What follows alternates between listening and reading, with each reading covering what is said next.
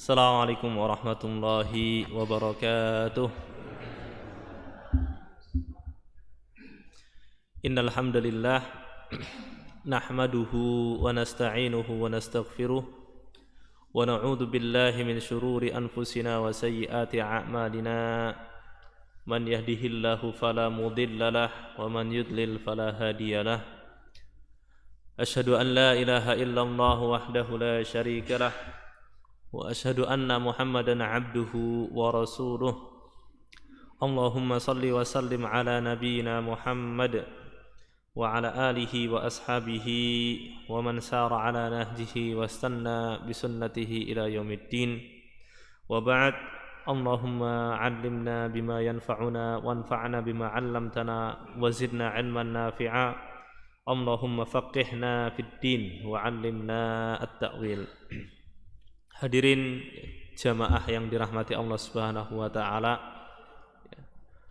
Alhamdulillah, Allah masih senantiasa memberikan kita banyak kenikmatan. Allah memberikan kita banyak karunia-Nya.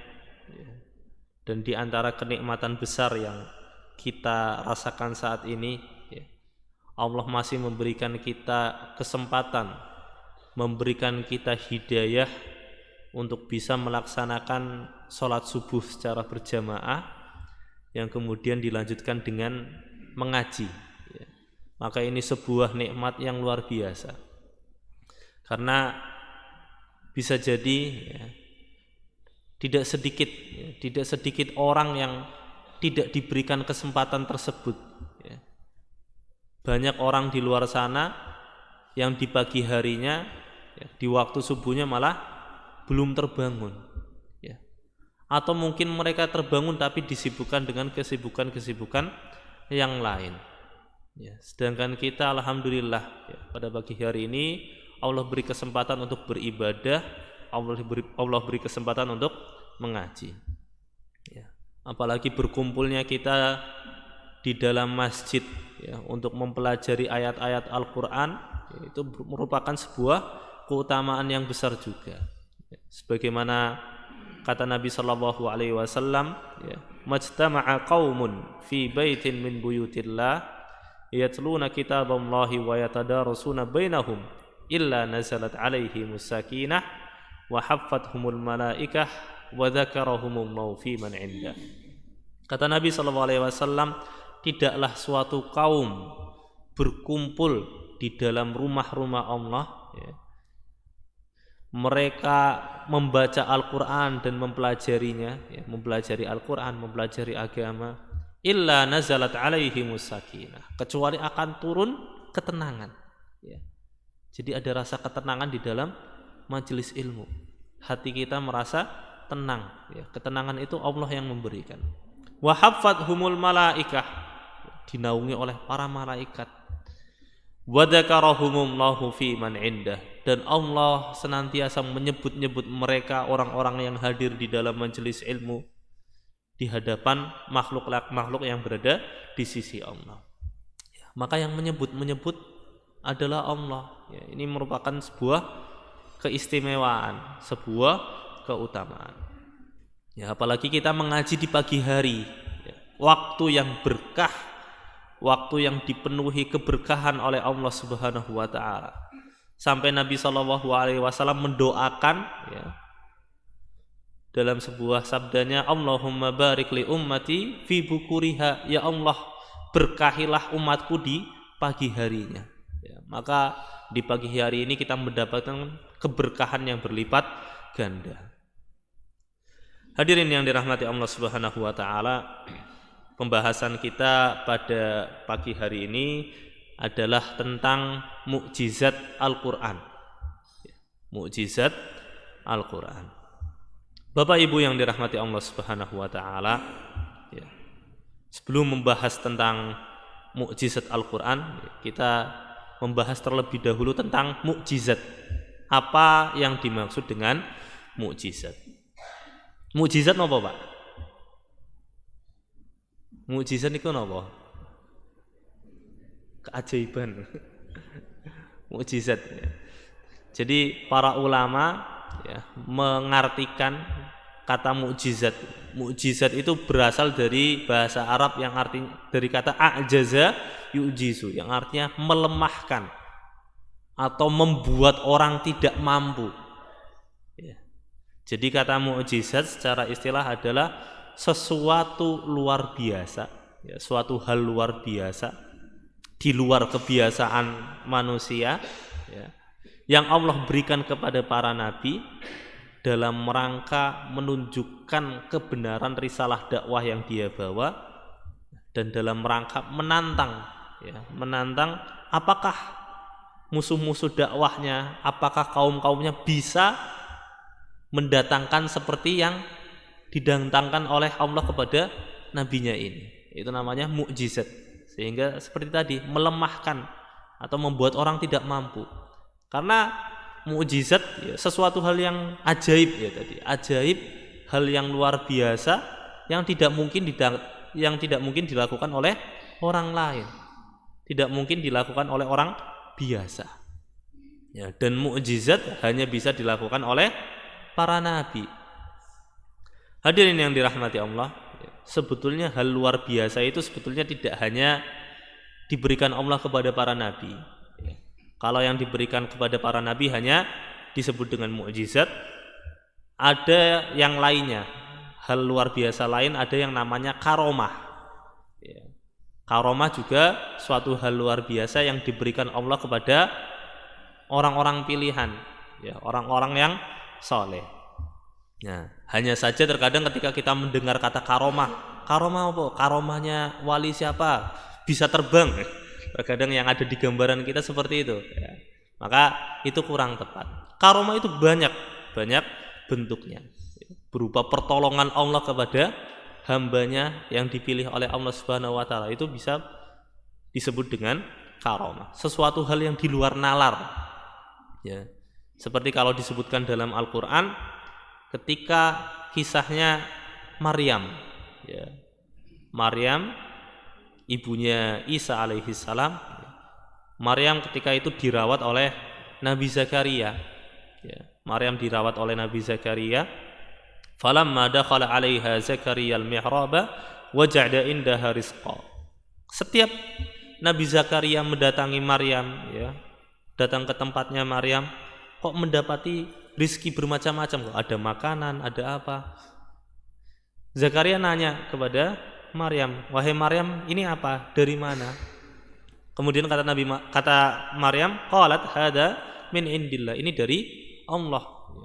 Jadi Allah berikan rezeki kepada Maryam berupa kenikmatan, ya, buah-buahan yang bahkan mungkin tidak ada di saat tersebut, ya.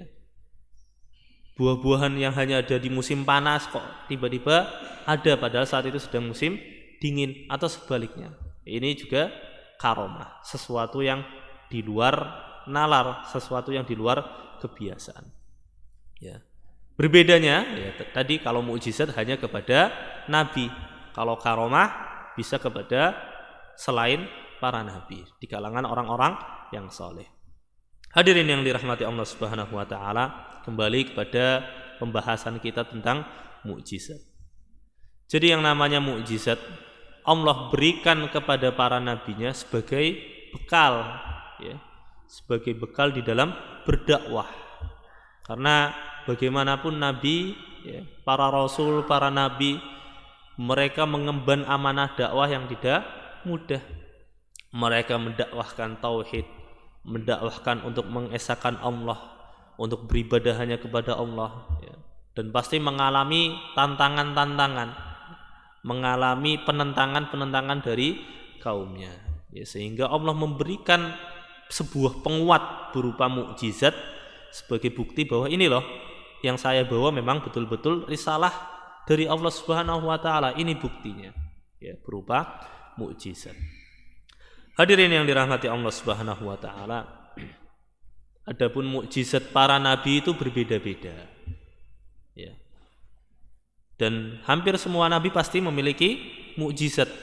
Kata Nabi SAW, tidaklah setiap para nabi kecuali mereka diberikan oleh Allah sesuatu yang mana apabila kaumnya melihatnya itu bisa membuat mereka beriman. Ya, itu sebuah mukjizat. Jadi hampir semua nabi itu punya mukjizat. Yang mukjizatnya berbeda-beda sesuai dengan kondisi kaumnya. Seperti Nabi Nuh alaihi salam. Ya, Nabi Nuh mukjizatnya adalah kapalnya, perahunya.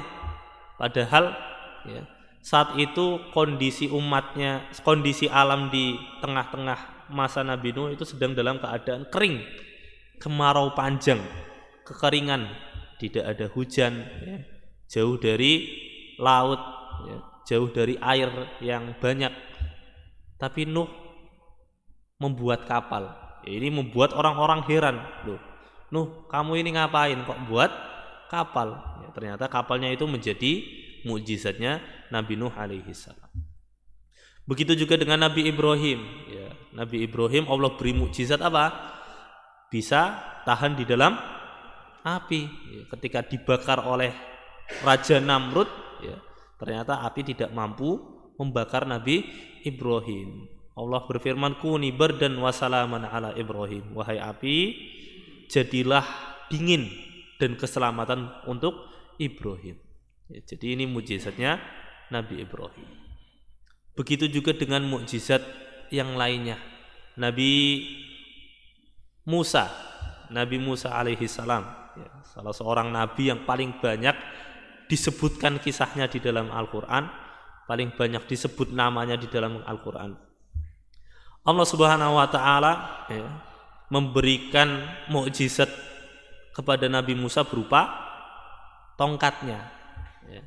Jadi yang namanya mukjizat seringkali itu Allah berikan kepada seorang nabi sesuai dengan apa yang sedang viral di tengah kaumnya, sesuai dengan apa yang dikuasai kaum tersebut. Nah, ketika masa hidup Nabi Musa, ya, di saat itu sedang rame-ramenya ilmu sihir, apalagi yang dihadapi oleh Musa juga seorang Fir'aun yang bahkan mengaku menjadi Tuhan, ya. Sehingga ketika Fir'aun mengadu Musa dengan para penyihir, ya, para penyihir melemparkan tongkatnya, kemudian Musa juga melemparkan tongkatnya, ya. Tongkat-tongkatnya para penyihir berubah menjadi ular, dan ternyata tongkatnya Musa juga berubah menjadi ular. Disitulah para penyihir kaget. Wah, ini yang dilakukan Musa ini bukan sihir. Jadi ada hikmah Bapak Ibu sekalian. Ketika mukjizat itu berada di hadapan orang-orang yang memang menguasai ilmu tersebut, mereka akan paham. Oh, ternyata yang di depan saya ini bukan sesuatu ilmu yang saya pelajari. Yang di hadapan saya ini lebih luar biasa dibandingkan ilmu yang saya pelajari. Ya, sehingga Allah membuka hati para penyihir-penyihir tersebut, ya. Karena para penyihir itu sangat paham dengan ilmu sihir, mana yang sihir, mana yang bukan, mana sihir yang biasa saja, mana sihir yang hebat, ya. Ya. Sehingga ketika mereka melihat tongkatnya Musa bisa berubah menjadi ular, mereka kaget. Sekaligus akhirnya apa? Mereka beriman. Justru malah yang beriman para penyihir. Karena apa? Karena mereka paham. Ya, kalau orang-orang awam mungkin ketika melihat Musa melemparkan tongkatnya kemudian menjadi ular, mungkin mereka akan berpikir, wah ini sihir, wah sihirnya hebat. Mungkin hanya sekedar berpikir seperti itu. Tapi ketika yang melihat para penyihir, mereka akan langsung paham, wah ini bukan sihir, ini lebih dari sihir, ini sesuatu yang tidak mungkin didatangkan oleh manusia. Sehingga kata para penyihir apa? Amanna bi rabbil alamin, Rabbi Musa wa Harun. Kami beriman dengan Tuhan semesta alam, Tuhannya Musa dan Harun. Justru malah akhirnya para penyihir yang beriman kepada Nabi Musa alaihissalam. Selain itu, mukjizatnya Nabi Musa alaihissalam juga bisa membelah lautan dengan tongkatnya. Ya, tentu ini juga dengan pertolongan Allah Subhanahu wa Ta'ala. Hadirin yang dirahmati Allah Subhanahu wa Ta'ala, ya, Kemudian di antara mukjizat-mukjizat Nabi yang lain ada Nabi Sulaiman. Ya. Nabi Sulaiman memiliki banyak keistimewaan, memiliki banyak mukjizat. Ya. Bisa berbicara dengan binatang, ya. Bisa membuat tunduk para jin, ya. Bisa pergi dengan angin. Ya, ini mukjizatnya Nabi Sulaiman alaihi salam. Begitu juga Nabi Isa. Di saat zaman hidupnya Nabi Isa alaihi salam itu sedang rame, sedang booming tentang ilmu pengobatan, ilmu kedokteran, ya. Sehingga Allah memberikan kepada Nabi Isa mukjizat berupa kemampuan untuk bisa menyembuhkan, ya. Beda dengan kedokteran, kan ada teorinya, ada yang dipelajari, ya. Tapi kalau Nabi Isa alaihi salam tidak, ya, langsung bisa menyembuhkan, bahkan bisa menghidupkan orang yang sudah meninggal. Ini mukjizatnya Nabi Isa alaihi salam. Hadirin yang dirahmati Allah, ya. Maka semua mukjizat-mukjizat itu adalah bentuk pertolongan Allah Subhanahu wa taala kepada nabi-nabinya sebagai penguat atas dakwanya. Kemudian, ya, mukjizat Nabi kita Nabi Muhammad sallallahu alaihi wasallam. Hadirin yang dirahmati Allah Subhanahu wa taala, Allah Subhanahu wa taala memberikan mukjizat kepada para nabi-nabi sebelumnya berupa mukjizat yang bisa terlihat, mukjizat yang konkret, yang nyata, yang bisa membuat orang kagum seketika. Ya. Tapi mukjizat-mukjizat mereka itu tidak bertahan lama. Ya, tidak bertahan lama. Kenapa? Ya karena para nabi-nabi sebelumnya hanya memang diutus kepada kaum-kaum tertentu. Diutus hanya kepada kaum-kaum tertentu, ya. Nabi Ibrahim hanya kepada kaumnya, Nabi Isa kepada kaumnya, Nabi Musa kepada kaumnya. Kalau sudah habis masanya kemudian datang nabi baru, ya sudah akan mengikuti risalah nabi yang selanjutnya. Sehingga mukjizat-mukjizat mereka memang hebat, tapi tidak untuk jangka waktu yang lama. Berbeda dengan Nabi kita Nabi Muhammad sallallahu alaihi wasallam, ya. Allah memberikan kepada Nabi Muhammad, ya, beberapa mukjizat, ya. Allah memberikan kemampuan untuk bisa membelah bulan, ya. Allah memberikan mukjizat kepada Nabi Muhammad untuk bisa memperbanyak makanan, ya. Dalam suatu perang, ya, perang Tabuk kalau tidak salah, saat itu perbekalan makanan sangat sedikit, ya, perbekalan makanan sangat sedikit, sehingga Nabi memerintahkan untuk kumpulkan semua makanan-makanan yang ada, makanan-makanan yang tersisa dikumpulkan dalam satu wadah dan langsung dibagikan sendiri oleh Nabi, dan ternyata itu cukup untuk jumlah pasukan kaum muslimin yang sangat banyak. Itu diantara mukjizat Nabi. Namun ada sebuah mukjizat yang sangat luar biasa yang akan senantiasa kekal hingga hari kiamat kelak, yaitu Al-Quran, ya. Al-Quran itu mukjizat paling luar biasa, mukjizat paling besar, dan mukjizat yang tidak sama dengan yang dimiliki oleh nabi-nabi yang lain, ya. Kalau nabi-nabi yang lain tadi mukjizatnya berupa hal-hal fisik yang terlihat, hal-hal yang langsung bisa membuat orang kagum. Tapi Al-Quran kan secara maknawi, secara abstrak, ya. Tidak bisa setiap orang mungkin bisa mendapatkan manfaat dari mukjizat Al-Quran. Hadirin yang dirahmati Allah, ya. Maka para ulama ketika mendefinisikan mukjizat Al-Quran, i'jazul Quran, ya, itu maksudnya adalah orang tidak akan mungkin bisa mendatangkan sesuatu seperti Al-Quran.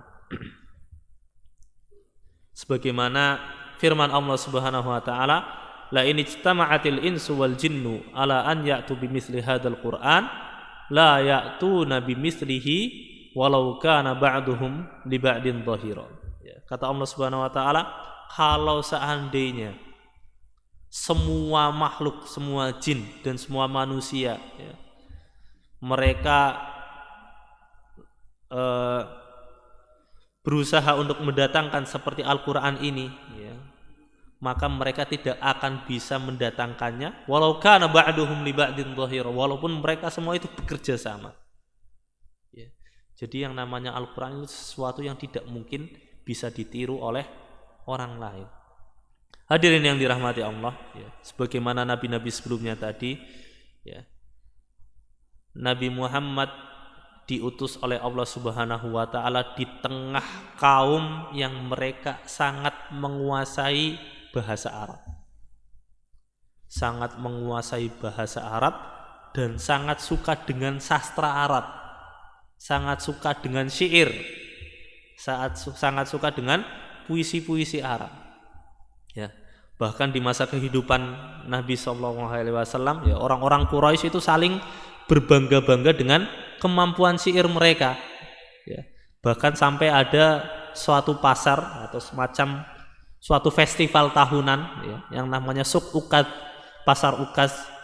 Itu mereka orang-orang dari penjuru Arab itu datang tidak hanya untuk berdagang, tapi untuk pamer syair, jago-jagoan syair.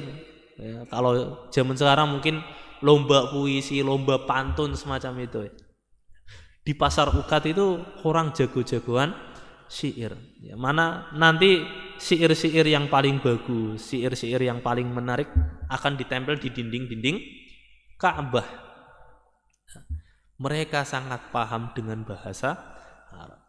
Sehingga Allah Subhanahu wa taala menjadikan Al-Qur'an, ya, mendatangkan Al-Quran sebagai mukjizat terbesarnya Nabi Muhammad SAW. Karena apa? Karena kondisi umatnya yang memang mereka paham dengan bahasa. Hadirin yang dirahmati Allah Subhanahu wa taala, sehingga ada beberapa aspek mukjizat-mukjizat di dalam Al-Quran. Yang pertama, Al-Quran itu mengandung mukjizat dari segi bahasanya, dari segi bahasa, dari segi kata-katanya, ya. Seperti tadi, mereka itu paham dengan bahasa Arab, ya. Sehingga Allah datangkan Al-Quran yang susunan katanya jauh lebih indah dibandingkan syair-syair yang mereka buat. Sehingga tidak sedikit, ya, tidak sedikit dari kalangan orang-orang Quraisy, ya, yang ketika mendengar Al-Quran dibacakan, mereka bisa langsung tersentuh, mereka langsung paham, ya, ini bukan perkataan manusia. Ya, di antaranya ada orang yang bernama Walid bin Mughirah. Walid bin Mughirah itu ketika mendengarkan Al-Quran sampai beliau mengatakan, wa inna fihi la halawah wa anna alaihi la talawah. Sungguh ini perkataan yang sangat indah, perkataan yang sangat manis luar biasa, ya, itu memuji Al-Quran. Kenapa? Karena Walid bin Mughirah ini sangat paham dengan bahasa Arab, sangat paham dengan syair, sehingga ketika dengarkan Al-Quran dia tahu, oh ini bukan syair, ini bukan perkataan manusia. Juga ada orang yang bernama Jubair bin Mut'im, ya, sahabat bernama Jubair bin Mut'im, ya. Jubair bin Mut'im ini saat itu masih kafir, kemudian suatu ketika dia mendengarkan bacaan Al-Quran, ya, karena Jubair bin Mut'im paham bahasa Arab, ngerti susunan bahasa yang bagus. Ketika mendengarkan Al-Quran, dia langsung beriman, hatinya langsung tersentuh, langsung beriman dengan apa yang dibawa oleh Nabi Muhammad. Termasuk ada sahabat yang lain bernama Tufail. Tufail ini Tufail ini berasal dari luar kota Mekah, datang ke dalam kota Mekah, diwanti-wanti oleh orang-orang Quraisy, wahai Tufail, kamu jangan sekali-kali mendengarkan Al-Quran, jangan sekali-kali kamu mendengarkan apa yang dibacakan oleh Muhammad. Sampai-sampai Tufail itu nyumpel kupingnya, kupingnya itu disumpel, nggak mau mendengar Al-Quran. Tapi lama-lama Tufail ini heran, kenapa sih kok saya nggak boleh mendengarkan Al-Quran? Sampai kemudian akhirnya Tufail melepas sumpelnya tadi, kemudian nyoba untuk mendengarkan Al-Quran. ternyata setelah mendengarkan Al-Quran, ya, dia langsung tersentuh dan kemudian juga ikut masuk Islam. Termasuk juga cerita yang paling terkenal adalah cerita masuk Islamnya sahabat Umar bin Khattab, ya, sahabat Umar bin Khattab, ya, yang mana saat itu sebetulnya Umar bin Khattab itu salah satu orang yang sangat memusuhi dakwah Nabi Muhammad SAW. Ya. Jadi Umar ini memang terkenal orangnya keras. Beliau orang yang sangat keras. Ya. Walaupun kisah Islamnya Umar ini diperselisihkan oleh para ulama, ya, masih diperdebatkan oleh para ulama, tapi yang jelas ini cukup terkenal, masyhur bagaimana Umar masuk Islam. Ya. Suatu ketika Umar mendengar bahwa adiknya sudah masuk Islam. Ada orang ngasih tahu ke Umar, Umar itu loh, adik dan iparmu sudah masuk Islam. Ya, akhirnya Umar bin Khattab mendatangi rumah adiknya dalam keadaan murka, dalam keadaan marah. Ya. Masuk, ya, sampai adiknya takut padahal saat itu sedang membaca Al-Quran. Disembunyikanlah Qurannya tersebut, ya, dan berantem antara Umar dengan adiknya, bahkan iparnya dipukul. Tiba-tiba Umar bertanya kepada adiknya, apa yang kamu baca tadi? Adiknya menolak, enggak, kamu ini orang kafir, enggak akan saya berikan apa yang tadi saya baca. Coba sini bacakan. Ya. Setelah Umar memaksa, akhirnya adiknya membacakan. Yang saat itu dibaca adalah surat Thaha, Thaha ma anzalna 'alaikal qur'ana litashqa, dan seterusnya. Ya. Umar bin Khattab yang memiliki sikap yang keras, memiliki hati yang tegas ketika mendengarkan Al-Quran, dia bisa luluh. Ya. Ini menunjukkan Al-Quran memiliki mukjizat dari segi bahasanya, ya, dari segi bahasa, dari segi susunan kata, dan Al-Quran juga menjadi petunjuk, memberikan petunjuk bagi orang-orang yang mendengarkannya. Hadirin yang dirahmati Allah Subhanahu wa taala. Kemudian mukjizat yang lain dari Al-Quran, Al-Quran itu mengandung mukjizat dari segi isinya, ya, kalau tadi kan segi bahasanya, ya, maka Al-Quran juga mengandung mukjizat dari segi isinya. Yang pertama, Al-Quran mengabarkan kabar-kabar, kisah-kisah orang-orang terdahulu, ya. Kisah orang-orang yang terdahulu sebelum masa Nabi Muhammad SAW. Hadirin yang dirahmati Allah Subhanahu wa taala, ya. Kita sama-sama tahu bahwa Nabi Muhammad itu seorang yang tidak bisa membaca. Nabi itu tidak pernah membaca, tidak bisa baca tulis, dan juga tidak pernah berinteraksi dengan orang-orang Yahudi selama keberadaan beliau di Mekah. Jadi Al-Quran diturunkan oleh Allah Subhanahu wa taala, ya.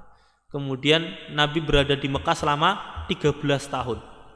Dan selama 13 tahun tersebut, ya, banyak sekali ayat-ayat Al-Quran, ya.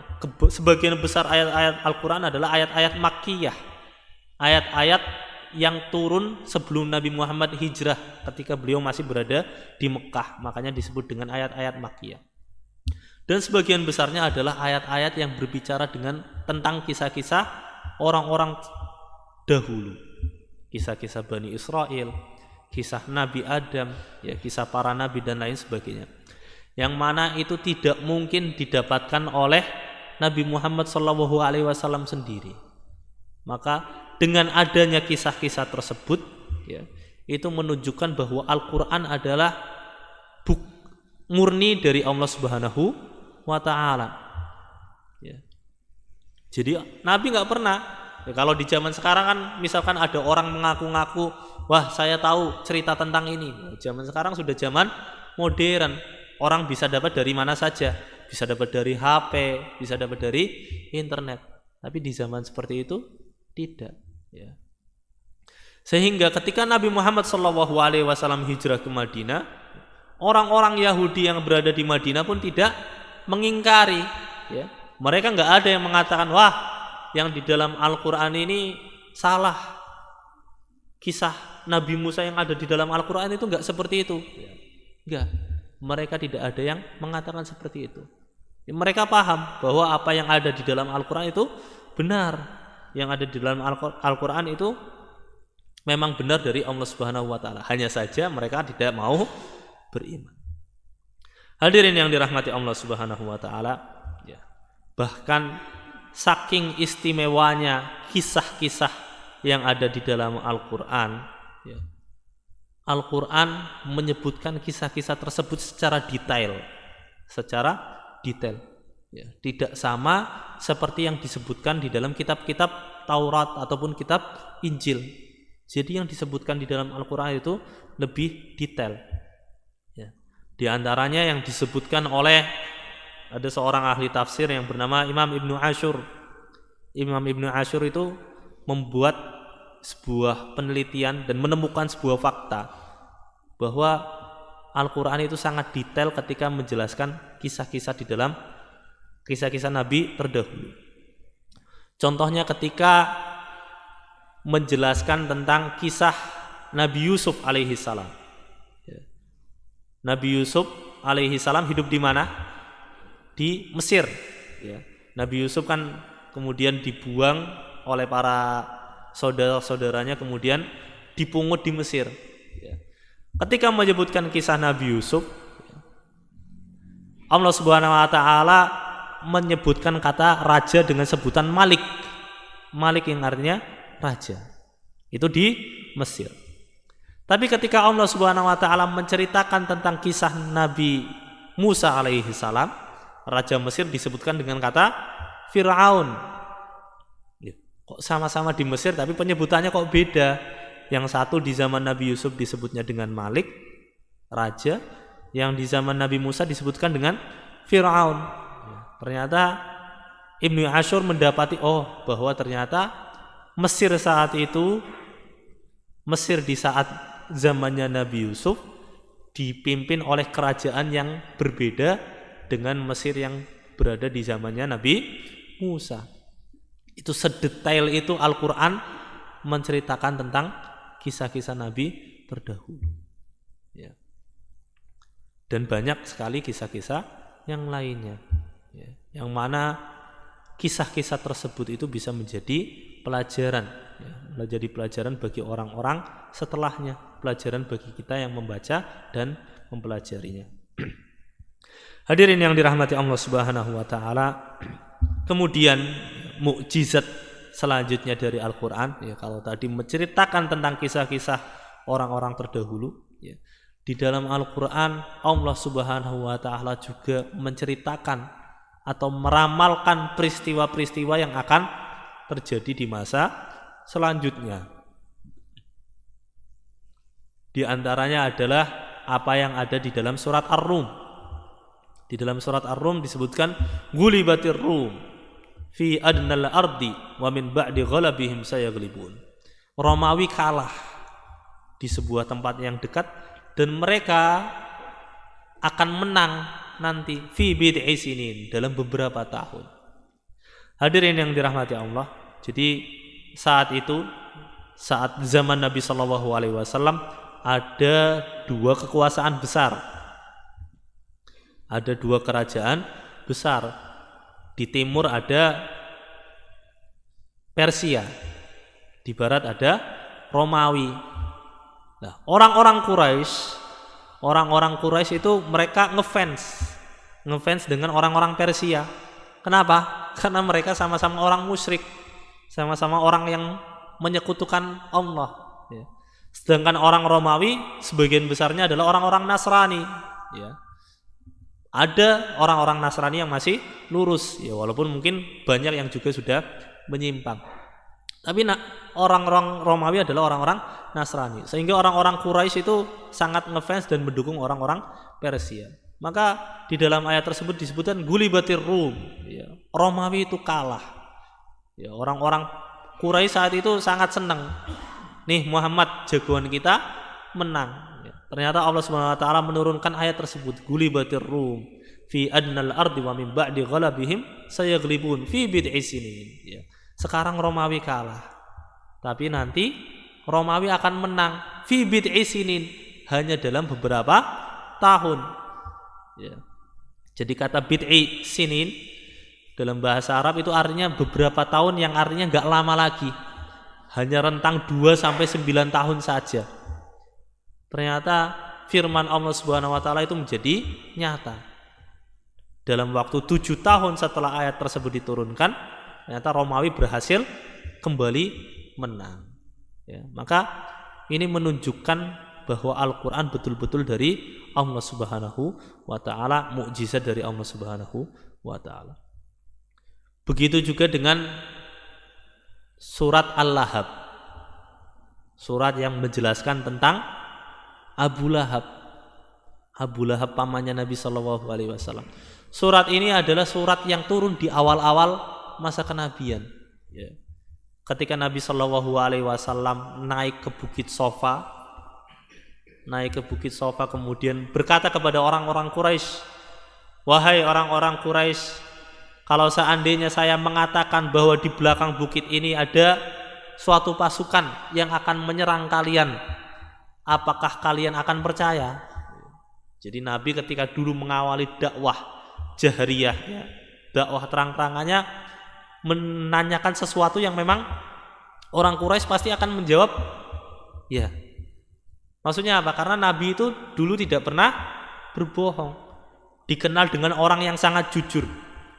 Sehingga Nabi membuat pertanyaan, kalau seandainya di belakang bukit ini ada, saya mengatakan ada pasukan, apakah kalian akan percaya? Kemudian orang-orang Quraisy mengatakan, ya, kita tidak pernah tahu bahwa engkau berdusta.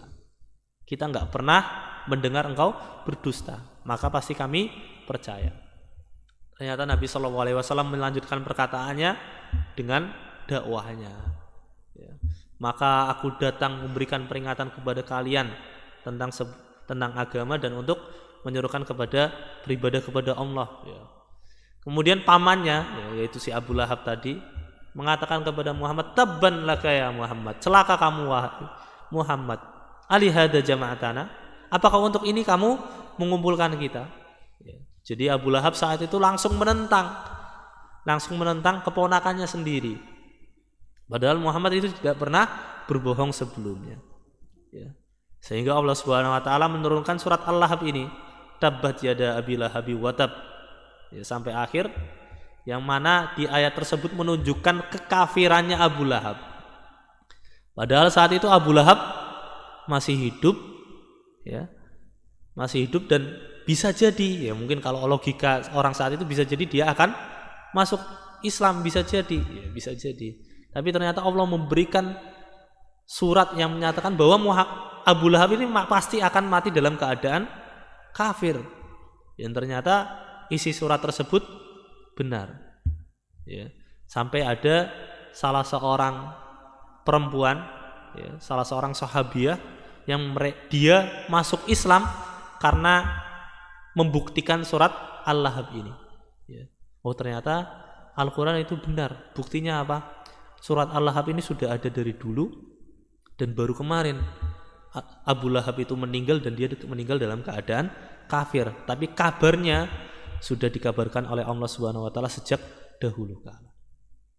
Ini mukjizat Al-Qur'an, ya, yang mengabarkan tentang masa yang akan datang. Hadirin yang dirahmati Allah Subhanahu wa taala. Kemudian mukjizat yang lainnya, ya, adalah di dalam Al-Qur'an ada yang disebut dengan i'jazul ilmi, mukjizat ilmiah. Di dalam Al-Quran banyak sekali ayat-ayat yang menjelaskan tentang fenomena alam yang mungkin saat itu belum masuk di akal orang-orang yang berada di tahun 1400 tahun yang lalu. Tapi ternyata fenomena-fenomena tersebut bisa terbukti sekarang. Di antaranya firman Allah Subhanahu wa taala yang menyebutkan yaj'al sadrahu dayyiqan ka'annama yas'adu fis sama. Ya. Dalam Al-Quran Allah menyebutkan, kami jadikan dadanya sempit seakan-akan dia naik ke atas langit. Bayangkan Bapak Ibu yang dirahmati Allah Subhanahu wa taala, 1400 tahun yang lalu orang disebutkan dadanya sempit seakan-akan naik ke atas langit. Apakah mereka bisa membayangkan apa yang dimaksud? Ya, ternyata setelah ribuan tahun selanjutnya, ya, zaman sekarang kita bisa mengetahui, oh ternyata yang dimaksud adalah sebuah fenomena alam. Semakin kita naik ke tempat yang tinggi, maka oksigen semakin tipis. Oksigen semakin tipis, tekanan udara semakin besar. Maka apa yang digambarkan Al-Quran itu sudah benar, ya. Sudah digambarkan oleh Al-Quran sejak 1400 tahun yang lalu. Ya ja'al sadrahu dayyiqan. Kita jadikan, Allah jadikan dadanya sempit seakan-akan dia naik ke atas langit. Yaitu bukti kebenaran Al-Quran. Hadirin yang dirahmati Allah Subhanahu wa taala, ada juga ayat yang lain, ya. Allah menyebutkan marajal bahraini yaltaqiyan, ya. Dua laut yang bertemu, ya. Ini sebuah fenomena alam. Ternyata satu laut dengan satu laut yang lainnya tidak bisa bercampur, ya. Kalau Bapak Ibu mungkin bisa melihat di internet nanti ada fenomena alam tersebut. Satu laut berbatasan, satunya agak biru, satunya agak coklat. Ternyata laut yang berasal dari wilayah yang berbeda itu tidak bisa bercampur. Ketika mereka ketemu akan ada batasnya. Itu sudah digambarkan Allah Subhanahu wa taala di dalam Al-Qur'an sejak 1400 tahun yang lalu. Marajal bahraini yaltaqiyan. Begitu juga ada teori, kalau di zaman sekarang ada yang namanya teori, walaupun permasalahan i'jazul ilmi, mujizat ilmiah ini banyak diperdebatkan oleh para ulama, apakah memang betul atau memang hanya cocok logi saja. Tapi faktanya memang ternyata sesuai, ya. Ada, kalau dalam sains kan mungkin dulu kita ketika sekolah belajar ada yang namanya teori Big Bang. Teori Big Bang yang katanya alam semesta itu dulu satu kemudian meledak menjadi alam semesta seperti sekarang. Ternyata dalam Al-Quran Allah juga menyebutkan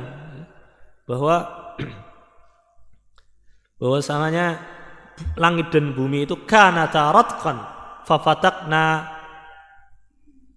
ya, kanata ratqan fafatakna, bumi dan langit itu dulu bersatu dan kami pisahkan. Itu ada di dalam Al-Quran. Maka hadirin yang dirahmati Allah Subhanahu wa taala, dan juga masih banyak fenomena-fenomena alam yang lainnya, ya. Bagaimana pergantian siang dan malam, bagaimana terjadinya hujan, ya. Termasuk ketika Allah Subhanahu wa taala menggambarkan kondisi orang-orang di neraka, ya. Allah Subhanahu wa taala ketika menggambarkan orang-orang di neraka, Allah berfirman, "Badalna juludan ghairaha liyadzuqul adab." Kami akan ganti kulit mereka liyadzuqul adab, agar mereka merasakan adab.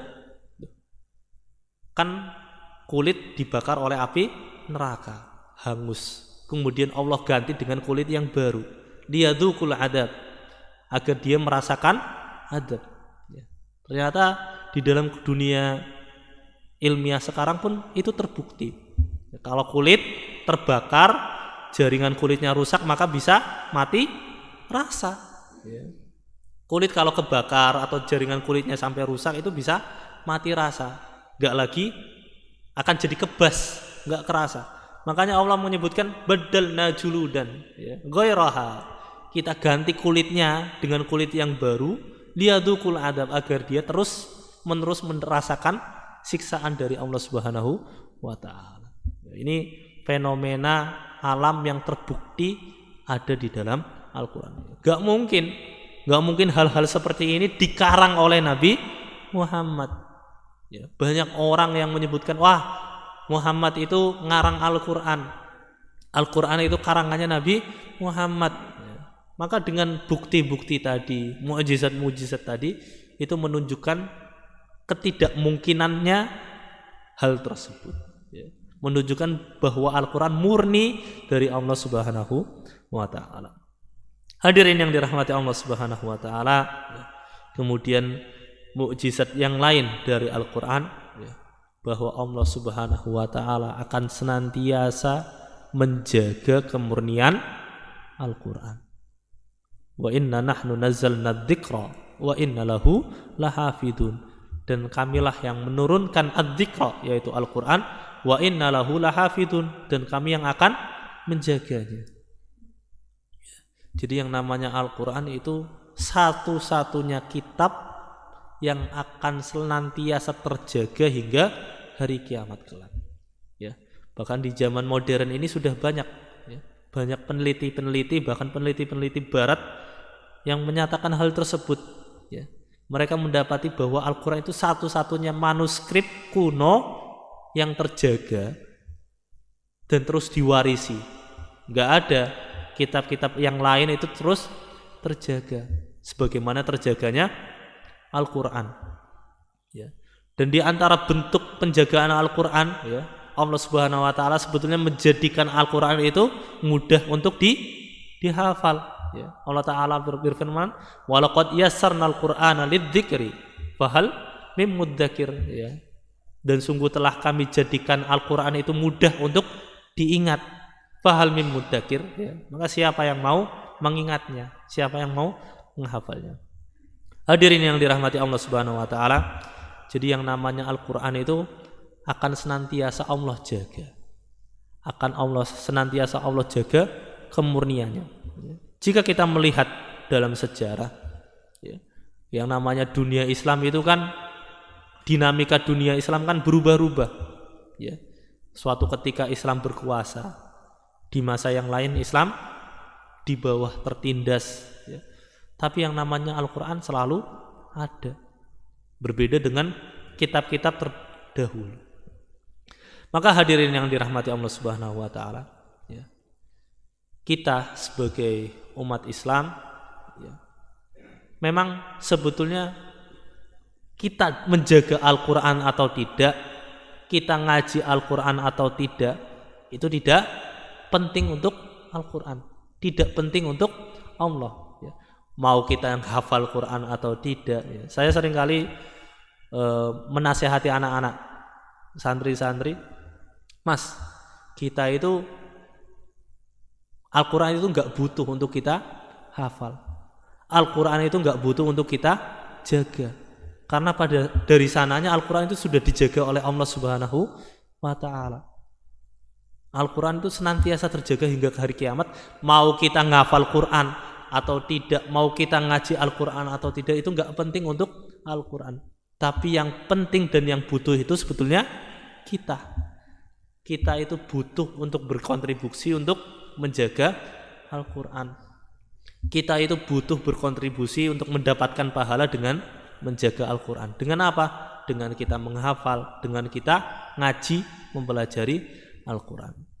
Hadirin yang dirahmati Allah Subhanahu wa Ta'ala, maka itulah di antara mukjizat-mukjizat yang ada di dalam Al-Quran. Ya. Dan yang namanya Al-Quran itu bisa memberikan kesembuhan, ya, bisa memberikan ketenangan, ya. Syifa'ul linnas wa huda wa rahmah. Ya, namanya Al-Quran itu bisa memberikan kesembuhan, bisa memberikan petunjuk, bisa memberikan rahmat kepada manusia. Hadirin yang dirahmati Allah Subhanahu wa Ta'ala, sehingga ternyata begitu banyak hal-hal yang ada di dalam Al-Quran yang perlu kita ketahui. Sehingga kita sebagai seorang yang beriman, sebagai seorang muslim, ya, jangan pernah merasa bosan dari mempelajari Al-Quran. Ya. Jangan pernah merasa bosan dari ngaji Al-Quran. Ya. Yang namanya Al-Quran, ya tadi di antara mukjizatnya juga, kita kalau membaca Al-Quran gak mungkin bosan. Nah, kita baca novel, baca buku, sudah sekali dua kali baca, lama-lama bosan, gak akan mau kita baca lagi.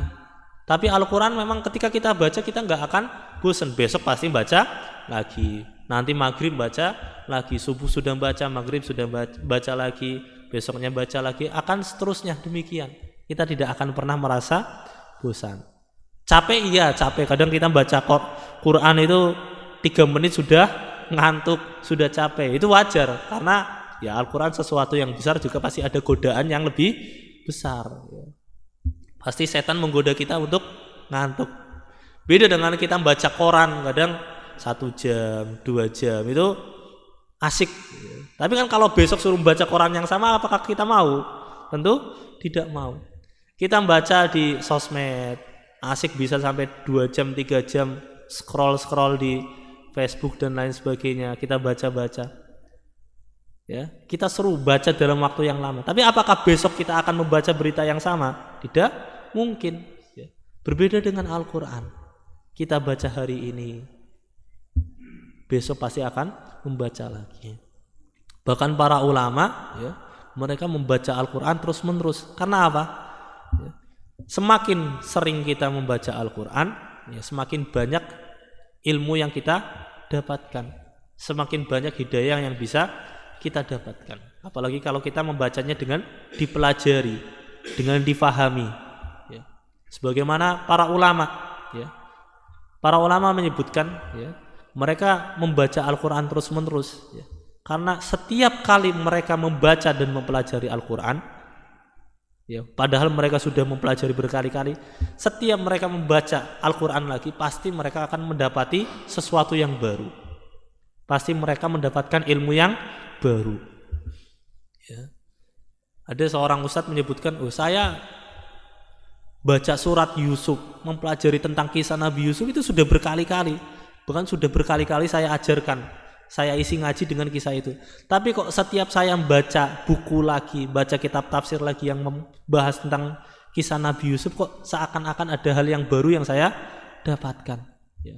Maka benar, para ulama menyebutkan bahwa Al-Quran itu sumber dari segala ilmu, manba'ul ulum, sumber dari segala ilmu. Karena ilmu yang ada di dalam Al-Quran tidak akan pernah habis, tidak akan pernah habis untuk kita pelajari. Hadirin yang dirahmati Allah Subhanahu wa taala, maka demikian pembahasan kita tentang mukjizat Al-Quran. Semoga Allah Subhanahu wa taala menjadikan kita orang-orang yang ahli Quran, orang-orang yang mencintai Al-Quran dan mendapatkan syafaat dari Al-Quran yang kita baca. Hada wa sallallahu ala nabiyyina Muhammad wa ala alihi wa sahbihi wa baraka wa sallam. Subhanakallahumma wa bihamdika asyhadu an la ilaha illa anta astaghfiruka wa atubu ilaik. Assalamualaikum warahmatullahi wabarakatuh.